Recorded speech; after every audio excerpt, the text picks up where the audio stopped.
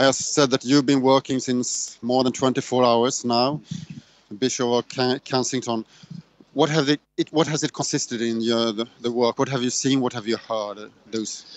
Well, I spent most of yesterday with the fire crews, with the ambulance services, with those who have the responsibility of going into the building, recovering bodies, simply trying to listen, provide some pastoral care along with some of the other clergy in the area. And it's a pretty distressing story for a lot of them. I think they're incredibly brave. I think they're remarkable people, what they do. But at the same time, they've had to see some pretty awful sights that no one should have to see. And so a lot of our concern is for them as to how they process that. Many of them were saying how, many of the people who've been recovering the bodies also did the same job at the Manchester attacks, the London Bridge attacks more recently. And one of them was saying this is like 3 once-in-a-lifetime events in a month. We're talking about the missing people so far. Have you been in touch with a lot of relatives to missing people yet? Yeah, I was speaking yesterday, again, spent quite a bit of time in one of our churches nearby, St. Clement's Church, where a lot of people were gathering from the Tower Block and from the local area.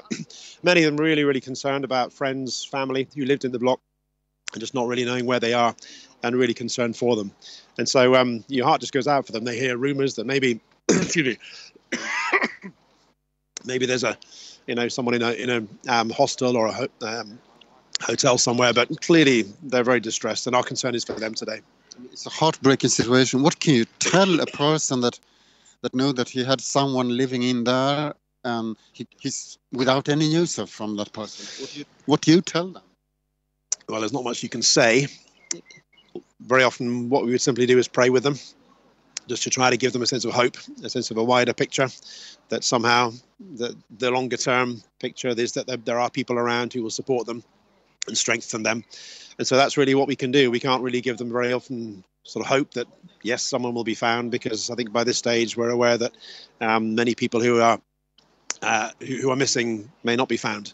Hopefully some would found their way to hospitals locally and maybe haven't been alerted to their relations, but clearly there'll be bad news for some people today.